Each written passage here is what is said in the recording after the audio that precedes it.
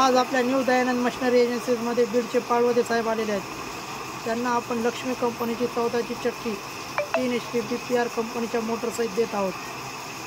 त्याचं ट्रायल चालू आहे। जात्याचं सगळं पूर्ण टक्काई वगैरे करून दिली आहे।